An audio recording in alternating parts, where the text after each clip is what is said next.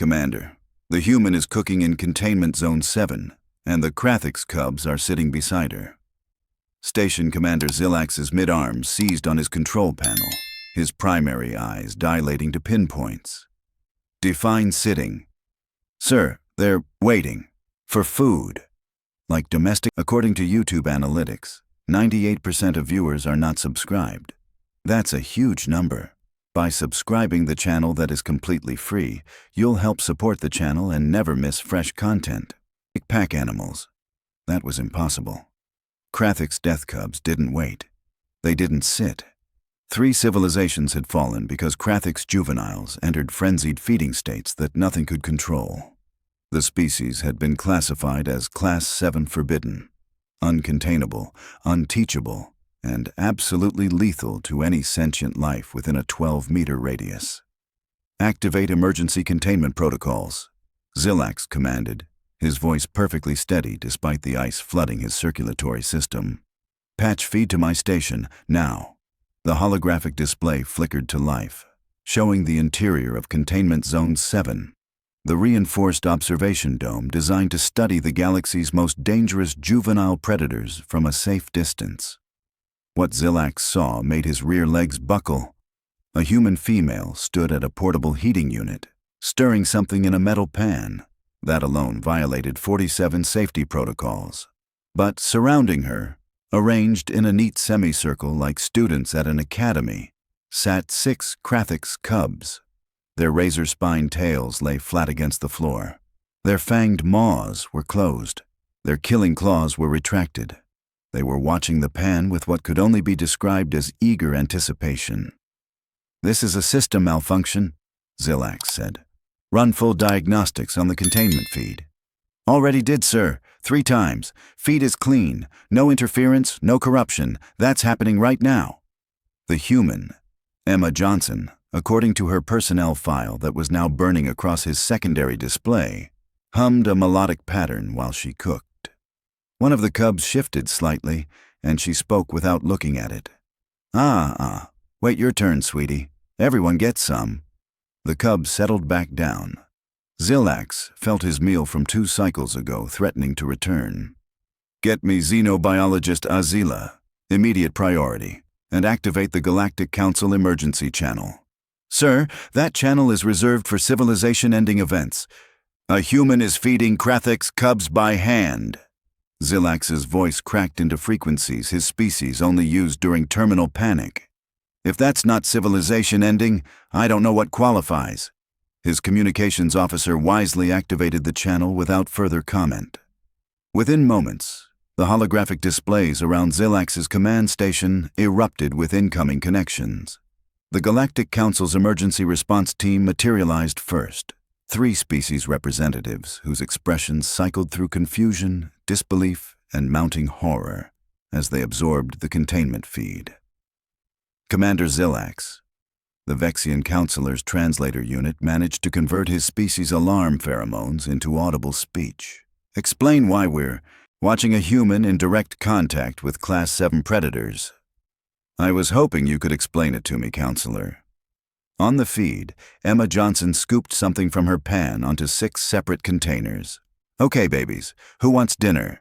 6 juvenile Krathix, each capable of dismembering an armored assault team, sat up straighter, their attention locked on the food. "This one's yours, big guy."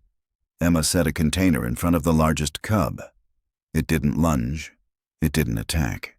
It lowered its head and began eating with what could only be described as table manners. No. Xenobiologist Azila had materialized at Zilax's station, her 4 eyes fixed on the display with an expression he'd never seen on her face before, pure academic horror.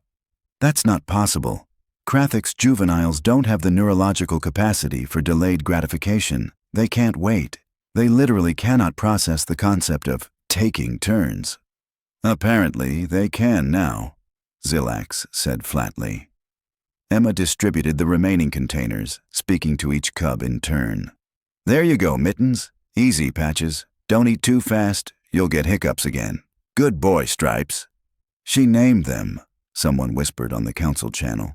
"She named them," Azela repeated, her voice climbing into ranges that suggested imminent psychological breakdown. She named the unteachable apex predators. One of the smaller cubs finished its food and looked up at Emma with large, luminous eyes. She laughed, actually laughed, and scratched behind what Zilax had always classified as the creature's killing ridge auditory receptor. The cub made a sound Zilax had never heard from a Krathix before, a pleased, rumbling purr. "I need to speak with her," Azila said. "Immediately. Before she what?" Zilax demanded. "Domesticates the species that destroyed the Vexian Third Dynasty?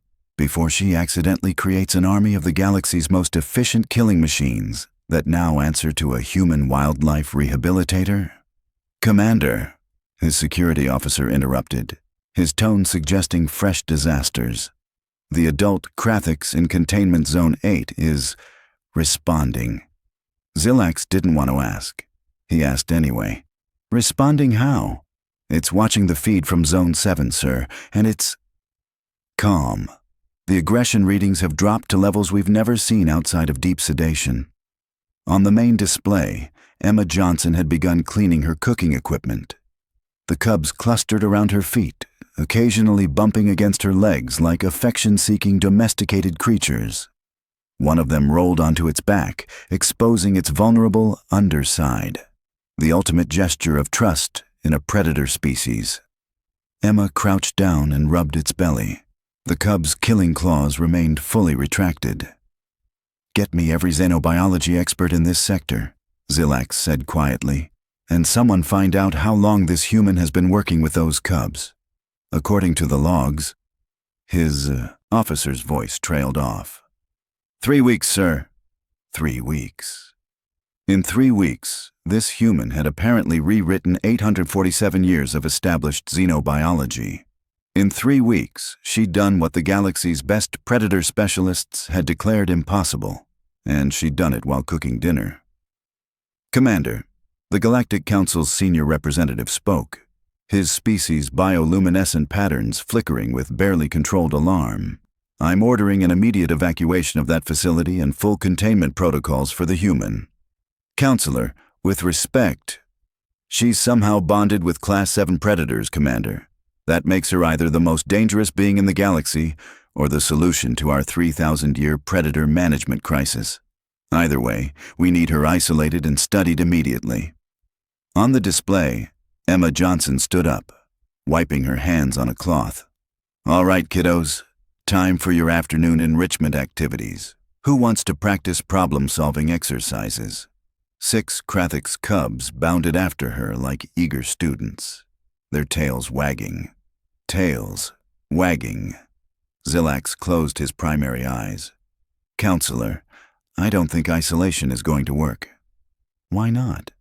"Because," Zilax said, watching the human lead a parade of history's most efficient killing machines toward a set of puzzle boxes, "I think the cubs would object. And after what I've just witnessed, I'm not entirely sure we could stop them anymore." The human's laughter echoed through the containment feed, bright and cheerful, and completely oblivious to the galaxy-wide crisis she just created. "Did someone want to tell me why there are 15 emergency ships surrounding my station?" Emma's voice came through the communication system, casual as someone asking about the weather. "Is there a problem?" Zilax and Azila exchanged looks. "Not anymore," Azila said softly. "I think the problem just became the solution. Emma Johnson, this is Station Commander Zilax. I need you to very carefully step away from the Krathix cubs and proceed to the containment zone exit." Emma looked up at the nearest security camera, confusion clear on her face. "Why? We're in the middle of enrichment time. Can this wait like 20 minutes? 20 minutes. She wanted the Galactic Council Emergency Response Team to wait 20 minutes. "Ms. Johnson, you're in direct contact with Class 7 predators. This is a violation of..." "Oh, you mean the babies?" Emma glanced down at the cubs, who were currently engaged with a series of puzzle boxes she'd apparently constructed. "They're fine. Look, Mittens just figured out the 3-stage locking mechanism. Good girl, Mittens." The cub, Mittens, chirped happily and brought the open puzzle box to Emma. dropping it at her feet like a retrieval animal presenting a prize. Azila's voice cracked through the communication system. That's not possible. The cognitive development required for sequential problem-solving doesn't emerge in Krathiks until their 4th year. Those cubs are barely 8 months old. Really?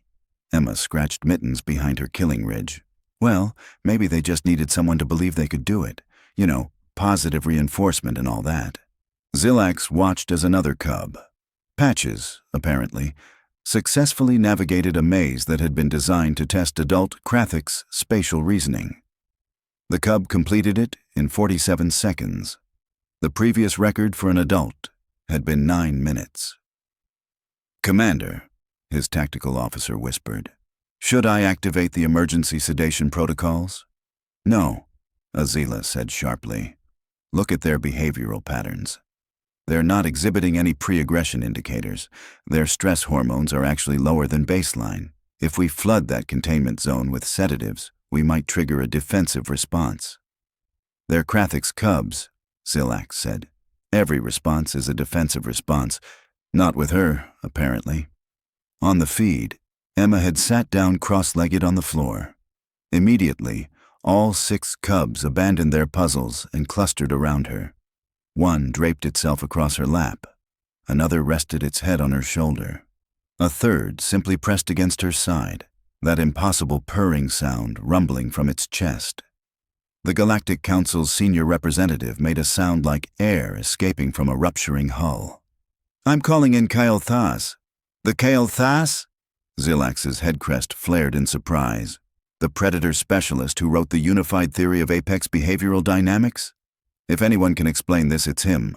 The holographic display expanded to accommodate another presence, an elderly Thaxian whose reputation in xenobiology was legendary. Kyle Thas took one look at the containment feed and went completely still. "How long?" he asked. 3 weeks, Azila provided. "Impossible." "That's what I said." "No, you don't understand." Kyle Thas manipulated the feed controls, zooming in on the cub's body language. Pack bonding behavior in Krathiks requires minimum 2 years of constant exposure to an alpha predator of superior strength. And even then, the success rate is 0.03%. This human has achieved full pack integration in 3 weeks with a 100% success rate. "Maybe she's just really good with animals." Emma's voice came through the system. She'd apparently been listening to the entire conversation. "I used to run a wildlife rehabilitation center back on Earth. Raised everything from raccoons to bears. These guys aren't that different, honestly." The silence that followed could have suffocated a sun. "Did she just..." Zilax said slowly, "compare the galaxy's most efficient killing machines to Earth megafauna?" "I think she did," Azila confirmed. "And the cubs are responding to this approach." On the display, Emma had started speaking to the cubs in a gentle conversational tone. "Okay, babies, I know you're bored with the puzzles. Want to try something new? Let's work on recall. Training." She stood up and walked to one end of the containment zone. The cubs watched her with rapt attention. "Stripes, come." The largest cub immediately bounded across the zone and skidded to a stop in front of her, sitting on its haunches. Emma produced something from her pocket, treats, apparently, and rewarded the cub. "Good boy. Okay, Stripes, stay." She walked back to the other side of the zone. The cub remained perfectly still. "This is a nightmare," Kael'thas muttered. "She's teaching them commands, voluntary obedience commands." "Patches, come." Another cub sprinted across the zone, tail wagging, and sat in front of Emma. "She's using positive reinforcement training on species that don't have the neurological capacity for cause and effect learning," Azila said, her voice hollow. "And it's working." "Mittens, come! Fuzzy, come! Spots, come! Little guy, come!" One by one, all 6 cubs responded to their names, crossing the containment zone and sitting in a neat row in front of Emma. Their killing claws remained retracted. Their fanged maws stayed closed. Their razor-spined tails swept back and forth in perfect synchronization. They looked like students waiting for their teacher's approval. Emma beamed at them. Perfect. You're all so smart. Okay, free playtime. Go burn off some energy. The cubs exploded into motion, play fighting with each other in a manner that would have been lethal if they weren't carefully pulling their strikes. They tumbled and wrestled and chased each other. But there was no blood, no genuine aggression. They were playing. I need to go down there, Azila said suddenly. I need to interview her, document her methods, understand the mechanism behind this. Absolutely not, the council representative said. It's too dangerous. Dangerous? Azila gestured at the display. That human has been living with those cubs for 3 weeks. If it were dangerous, she'd be dead 17 times over. Permission to speak freely, sir, Zilax's security officer interjected. Granted. We've been monitoring the adult Krathix in Zone 8. Its aggression levels have been declining steadily since the cubs started this training regimen.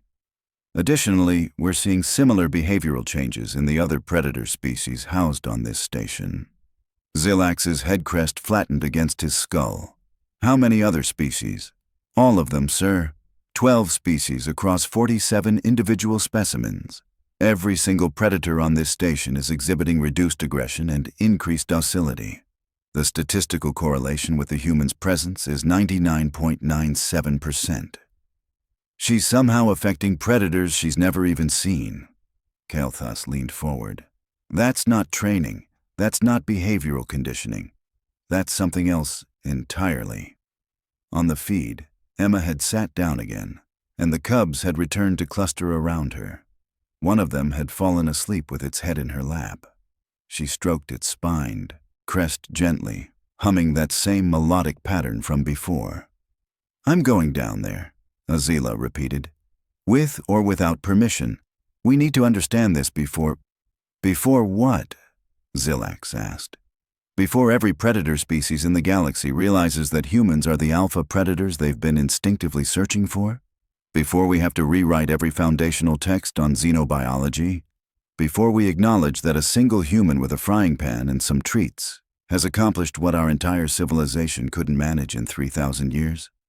Azila met his gaze. Yes, exactly that.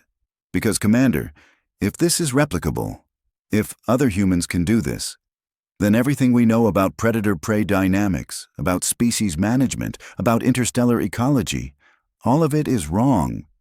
Emma's voice drifted through the communication system, cheerful and oblivious. Hey, I hate to interrupt whatever meeting you're having, but I'm about to start dinner prep. Does anyone know if Krathix cubs can eat sweet potatoes?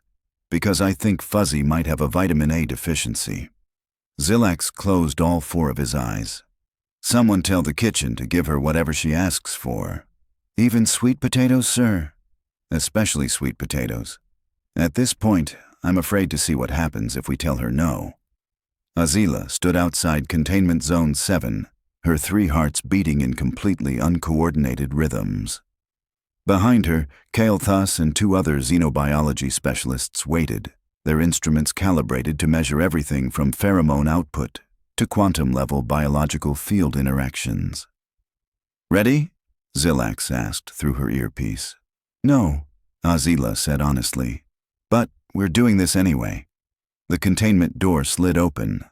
6 juvenile Krathix immediately looked up from where they'd been engaged in what appeared to be a cooperative building exercise with blocks. Their eyes locked on the newcomers. Every specialist took an involuntary step backward. Oh, hey! Emma waved from across the zone. Visitors, hang on, let me just... Babies, guest protocol. The cubs immediately sat down, tails curling neatly around their bodies. Good babies, stay. They stayed. Azila's instruments went haywire. That's... Commander, are you seeing these readings? We're seeing them, Zilax confirmed. We don't believe them. The cubs are producing oxytocin, Kael'thas whispered, staring at his scanner. Oxytocin, the bonding hormone. Krathix don't produce oxytocin. They don't have the neurochemical pathways. Well, they do now, Emma said cheerfully, approaching them. Sorry about the mess. We were working on teamwork exercises. Mittens and Patches just figured out how to build a bridge together. Ms. Johnson, Azila managed. Can you explain your methodology? My what? How did you accomplish this? Kael'thas gestured at the cubs. What techniques did you employ? What conditioning protocols? Emma blinked. I fed them and talked to them and gave them structure and consistency. She said it like she was questioning whether these were actual questions. They're babies. Babies need routines, positive reinforcement, and someone who isn't going to give up on them when they make mistakes. That's not a recognized xenobiological training framework, Azila said weakly. No, it's just parenting. The word hung in the air like an unexploded munition. Parenting, Kael'thas repeated. You're parenting them. Well, yeah, I mean they were clearly traumatized when I got here. Stressed, acting out, refusing to eat properly. Classic signs of neglect and inconsistent care. Emma glanced back at the cubs with obvious affection. They just needed someone to show up for them every day. But the cognitive leaps, Azila protested. The advanced problem-solving, the voluntary obedience, the pack bonding. Maybe you were just underestimating them, Emma suggested. I see it all the time with Earth animals. Everyone says a species can't do something, but that's because nobody's actually tried teaching them with patience and respect. One of the cubs, little guy, chirped and approached Emma, pressing against her leg. She absently scratched behind his killing ridge. The biochemical data doesn't make sense, Kael'thas said, his voice strained. You're emitting standard human pheromones. Nothing unusual. But somehow, every predator on this station is responding as though you're producing species-specific pack inclusion signals. Is that weird? That's impossible. Emma shrugged. I don't know what to tell you. I'm just doing what I've always done with animals who need help. Behind Azila, monitoring stations across the facility lit up with incoming data. Adult Krathiks in Zone 8 had approached the observation window closest to Zone 7. The other predator species were all oriented toward Emma's location, tracking her movements through multiple barriers and containment fields. Commander, a technician's voice crackled through the communication system. We're detecting synchronized behavioral patterns across all predator specimens. They're all exhibiting the same reduced aggression profiles, the same heightened attention states. They're all responding to her, Zilax finished grimly. Simultaneously. Azila looked at Emma Johnson, human wildlife rehabilitator, apparently the galaxy's first universal apex pack leader, and watched her crouch down to help Fuzzy with a puzzle box the cub was struggling with. There you go, sweetie. You almost had it. Try rotating that piece. Fuzzy succeeded, chirped happily, and received a treat and a head scratch. 3,000 years of xenobiology. Millions of research hours. Countless lives lost trying to understand and manage apex predators. And a human had solved it with snacks, consistent bedtimes, and the firm belief that everyone deserves patience and a second chance. I need to sit down, Kael'thas said faintly. I need to rewrite my entire doctoral thesis, Azila added. I need to explain this to the Galactic Council, Zilax said through the comm, and I have absolutely no idea where to start. Emma looked up at them, genuine concern on her face. Are you guys okay? You all look kind of pale. Well, the equivalent of pale for your species. Do you want some tea? I was about to make some. Tea? Azila repeated numbly. Sure, I always have tea around 4. The babies know the routine. It's calming. The cubs had already started settling into their designated rest spots, anticipating tea time. Calming. She said, calming. The galaxy's most efficient killing machines had a scheduled tea time. Azila decided to take Emma up on that offer. She desperately needed to sit down. The Emergency Galactic Council session convened 6 hours later. Emma sat in a chair that was slightly too large for her, surrounded by holographic projections of 24 species representatives. 6 Krathix cubs lay in a peaceful heap at her feet, occasionally yawning to show rows of lethal fangs. Ms. Johnson, the Council's senior representative began, we've reviewed 3 weeks of surveillance footage from your time with the Krathix specimens. Okay, Emma said uncertainly. You've been conducting unauthorized behavioral modification on Class 7 predators. I mean, I was hired as a wildlife rehabilitation specialist. Rehabilitating wildlife is kind of the job description. Kael'thas stepped forward, his datapad projecting streams of information. Ms. Johnson, in the footage we observed you, hand-feeding apex predators, sleeping in their proximity, teaching them complex cognitive tasks, and establishing what can only be described as a familial pack structure. Yeah, that's rehabilitation. With Krathiks. With any animal that needs help. Emma reached down and scratched mittens behind her killing ridge. Look, I don't understand what the big deal is. When I got here, these babies were stressed, malnourished, and exhibiting trauma responses. Now they're healthy, happy, and learning. Isn't that what you wanted? Azila pulled up a comparative analysis. Ms. Johnson, before your arrival, we had a 0% success rate with Krathiks behavioral conditioning.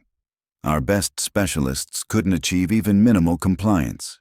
You achieved full pack integration in 3 weeks. Maybe because I wasn't treating them like lab specimens, Emma said, her voice gaining an edge. I looked at your previous protocols. You were using fear conditioning, isolation, negative reinforcement. Of course they were aggressive. They were terrified and alone. The council chamber fell silent.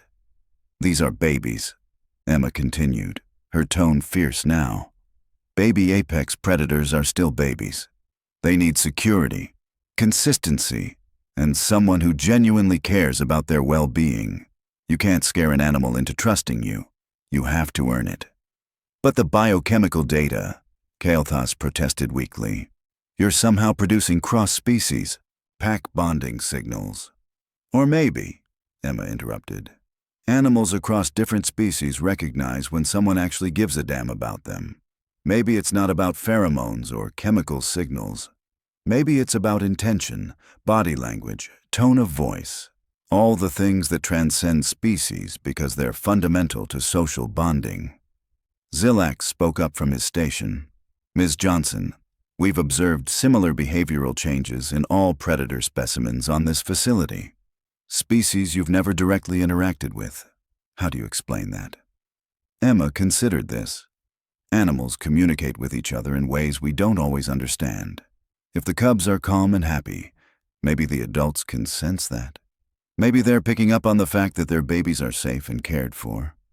That would require a level of empathetic cognition we've never documented in predator species, Azila said. Just because you haven't documented it doesn't mean it doesn't exist. Emma looked around at the assembled representatives. Look, I'm not a scientist. I don't know about your theories or protocols. But I've spent 20 years working with Earth's most dangerous predators, and I learned one thing. If you approach any animal with respect, patience, and genuine care, they'll usually meet you halfway. Little Guy chirped from his position at Emma's feet. She smiled down at him. We've scheduled you to work with the adult Krathiks next week, Zilax said quietly, and the Vexian Deathstalkers, and the Thaxian Razorbacks, and every impossible predator we have, Azila finished, because apparently impossible just meant we were doing it wrong. Emma brightened. Really? That's great. Though I'm going to need a bigger kitchen and more chicken stock. She paused. Also, can someone explain why chicken stock works so well for alien metabolism? Because that's been bugging me. The representatives exchanged glances. We have no idea, Kael'thas admitted. Huh. Weird. Emma stood, and the cubs immediately scrambled to their feet, forming a neat line behind her. Well, if we're done here, it's almost their dinner time. We're trying sweet potatoes tonight. She walked out, 6 apex predators following her like ducklings. The galaxy's greatest minds sat in stunned silence. I need to recalibrate everything, Azila whispered. We all do, Zilax agreed. 2 months later, Station Protocol Manual received its first update in 3 centuries. Human wildlife specialists granted unlimited predator access. Emma stood in Containment Zone 12, introducing herself to a Vexian Deathstalker while Mittens and the other cubs demonstrated proper greeting behavior. The adult predator, previously classified as terminally aggressive, watched with cautious curiosity. "Hey there, big guy," Emma said softly. "I brought snacks. Want to be friends?" Behind the observation glass, Zilax updated his report to the council. Human has begun domesticating species number 4. Recommend galaxy-wide policy revision. Azila added her own note. Previous xenobiology theories, obsolete. Emma scratched behind the Deathstalker's auditory ridge. It purred.